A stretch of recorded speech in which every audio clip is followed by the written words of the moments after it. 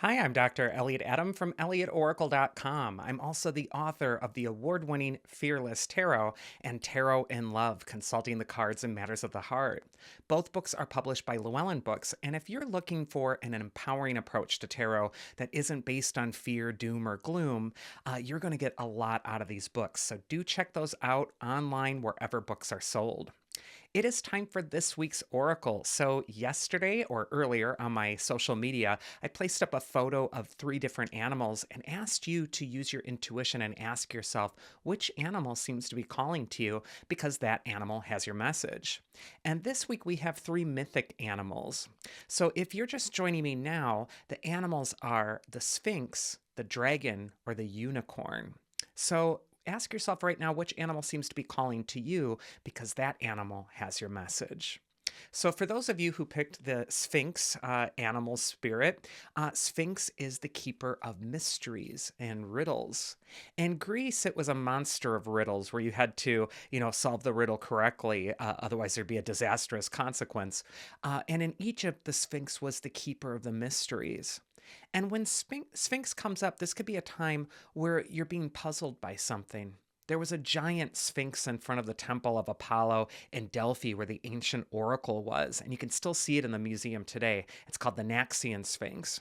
And what the sphinx had to do with there was that oracular mystery, trying to puzzle out something in your life or figure out what it actually means by looking at it in a deeper way. And so, if you're attracted to Sphinx this time, this could be a time to examine a problem from a different perspective in order to puzzle out what it is that's going to solve the riddle. First card for Sphinx is where is it best for you to place your focus this next week? And we get the Wheel of Fortune reverse. But first off, how cool is that? I don't know if you can see it on the camera, but there's a Sphinx at the top of the wheel, but now at the bottom. So the Sphinx is coming through pretty strong this week. When a wheel runs in reverse, it goes in a reverse. And so this could be a card when the Wheel of Fortune comes up reverse that you're going backwards to something. You might need to backtrack or re examine your steps up until this point. And the way you're going to solve the riddle that's in front of you is by examining what's happened, looking at things in context, not just reacting to what's happening to you right now, but what are the steps that might have led up to this point. This could be a time when you're putting yourself in a wider context of what's happening in your life. And the Wheel of Fortune, upright or reversed, it warns us of overly attaching ourselves to the rim of the wheel, which is a symbol for the external world or things that we're not in control of. And when we're overly on the external part of the wheel or overly hooked up to the external world and how other people are reacting to us, we're doomed to rise and fall every time something unexpected happens in our life. And so the way to survive the Wheel of Fortune is to find the hub of the wheel, the center of the wheel, which is a symbol for your center. So I just feel like for the Sphinx, the answer is going to be within, but it's also going to be from examining the past, examining your history up into this point. The advice from your inner wisdom this next week, if you pick the Sphinx, is actually the Two of Cups. And the Two of Cups is a card of relationships and partnerships and the restoration of harmony. I feel with the Two of Cups that relationships are going to be so important for you to see your blind spot, to see what you're maybe not seeing clearly. Maybe you're so close to a situation that it's difficult to examine from perspective what's happening. And that Two of Cups is telling you to rely on those that you love or care for, the people that will offer you that honest feedback from a compassionate place. The Two of Cups can also indicate that maybe what's going to help you solve your riddle isn't going to be discovered by you banging your head against the wall in a room in isolation, but instead is going to come from communicating because we see that wand of Mercury between the two lovers on this card. And so communication, opening up, or even bouncing your ideas off of other people might sharpen them, might refine those ideas so that when they return to you from the examination of another person, they come in a more refined state. And the mythic archetype that's going to help you this next week is Hyperion. And he's the Titan god of light and observation. And his card says, my ability to observe life objectively allows me to take appropriate action in every given situation. Hyperion was the father of Helios, the sun god, and he is that titan of distance and looking at everything in perspective. And so I just feel for the Sphinx, there's something that you're puzzled by, but it might be because you're too close to the situation. You might need to align with your inner center and also the advice of trusted people to see what you're not seeing clearly. But also, you're needing to look at your life, where you're at right now, in a universal context, not just from the present moment, but in a context of where have you been and where do you want to go? And I just feel with some perspective, the riddle will be solved. Next, we're going to go into the dragon animal spirit. So, if you pick the dragon, dragon is a powerful archetype. And I love this saying by Joseph Campbell about dragons. He says that dragons in the medieval legends, they guarded maidens and gold, both of which they have no use for. And so sometimes the dragon can represent something that we're guarding, something that we're holding on to tightly, and that we might need to be aware of. Is this even serving me? Is this even useful? In the East, dragons were considered lucky and, really are positive archetypes. And so, it all depends on the culture you're examining the dragon from. But I'm just kind of getting a feeling from the dragon that this is not a time to hoard things, including your feelings, your emotions, or to jealously guard or hold on to things you don't need, gold or maidens, for dragons. First card is going to be where is it best for you to place your focus this next week if you pick the dragon. And we get the death card. And anytime we see the death card, we pay attention.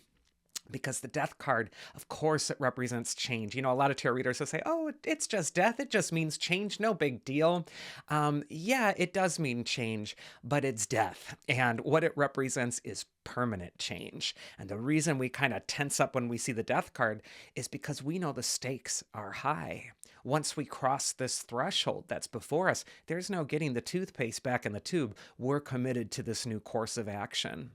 And I feel for the dragon, there could be some tension or resistance to a change that needs to happen right now.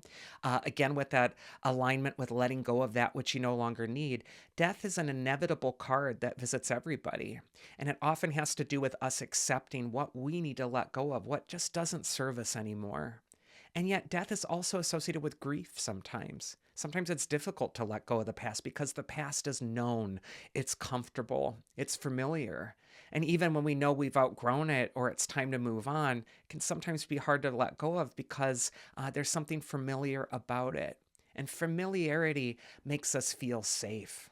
And so I just feel like there's a risk maybe with the dragon where there is a change in front of you, and it is one of gravity. And I'm here to totally validate that. We don't want to sugarcoat the death card or offer it toxic positivity.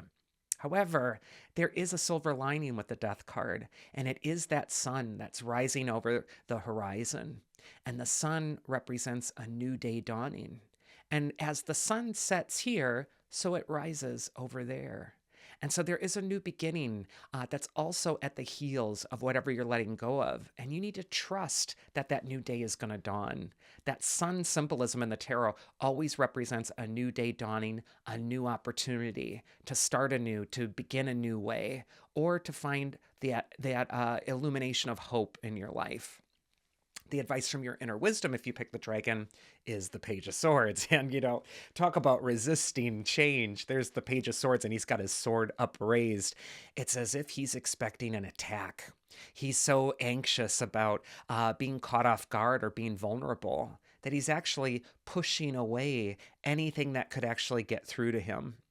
I think of the Page of Swords as sometimes an individual who's extremely intelligent and wonderful at rationalizing away things. And the Page of Swords represents that part of all of us that can sometimes say, oh, no, it's not really that bad. Or no, I don't really need to change that. It's fine. I'm going to just keep it this way. And all the while we're thwarting our breakthrough. We're pushing it away. The Page of Swords is a page, and pages are the children of the tarot. And there's a maturation process that needs to happen here. And so I feel like there is a rite of passage in front of the dragon, and it's important, and it's time to grow. And it's time to stop making excuses or defend yourself or to thwart this thing away from you because you're afraid of it. But just look at the fear and call it for what it is. Oh, I'm afraid. Okay. Well, you know what? You can lower that sword and maybe receive some help or some support or some feedback or advice.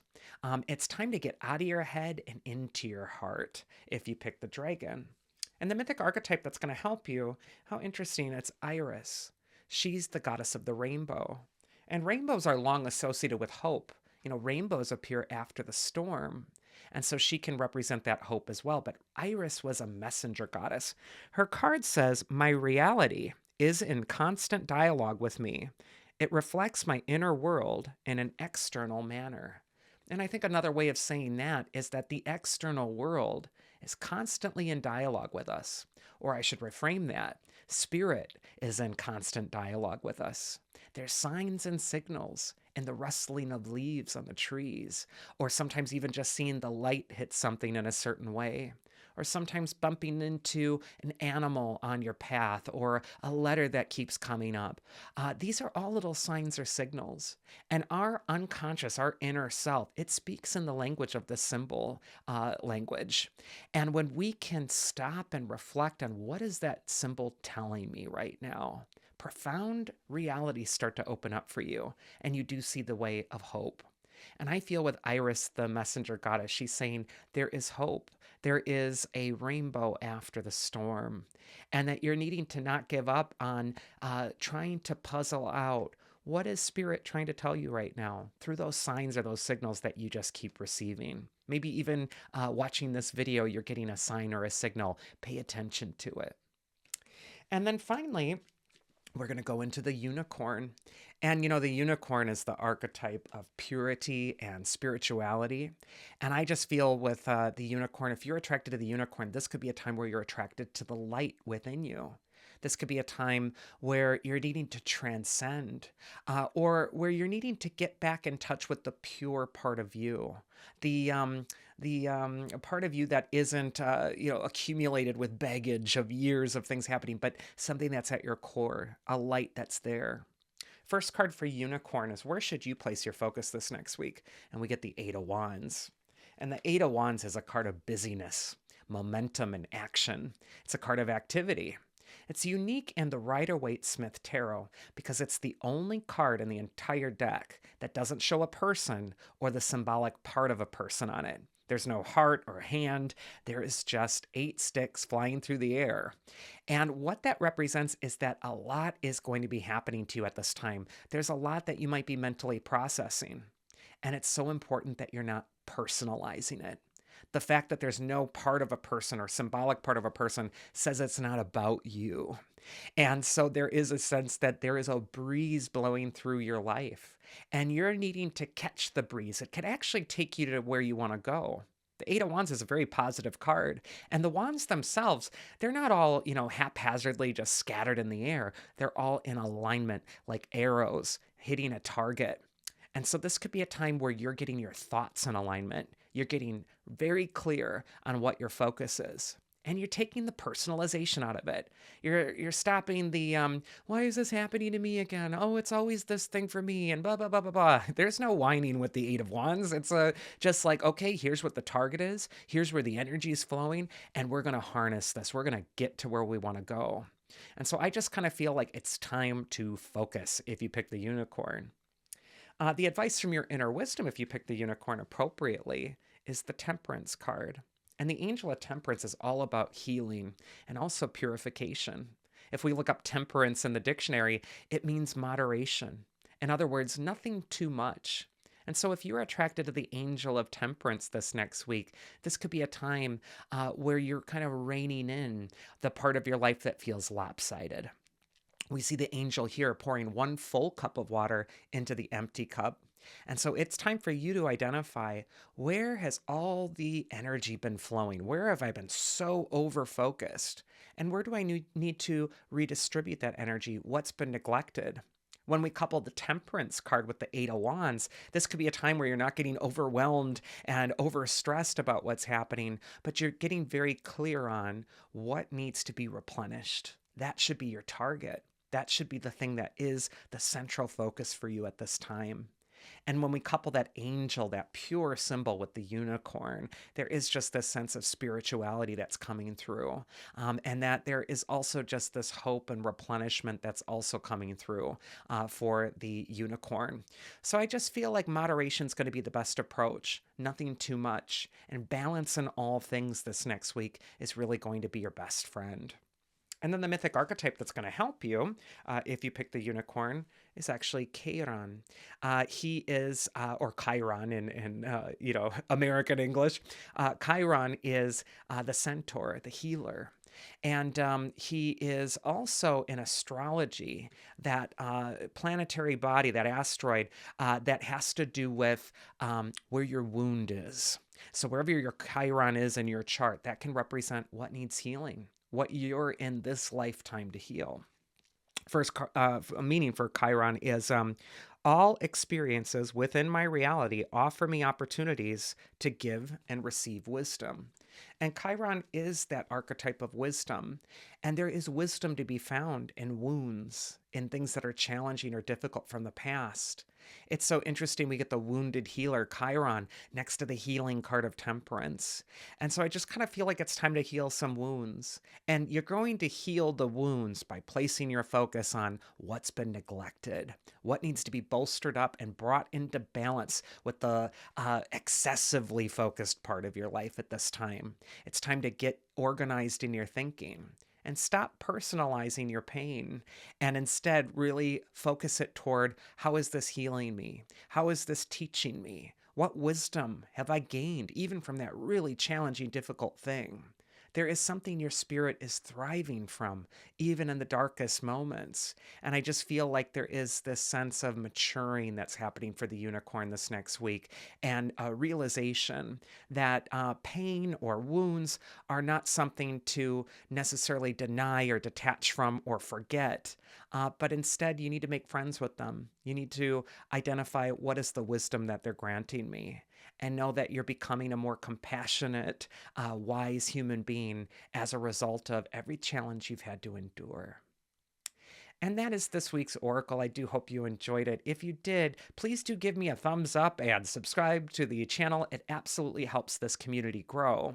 Also, if you really enjoy my readings, you will absolutely love a one-on-one tarot session with me. And you can book that at elliotoracle.com. Just click on the readings tab. You'll be able to see my schedule and pick a time that works best for you. I hope you all have a wonderful week, whatever it is that you're doing, and I will see you again here next week. So until then, do take care.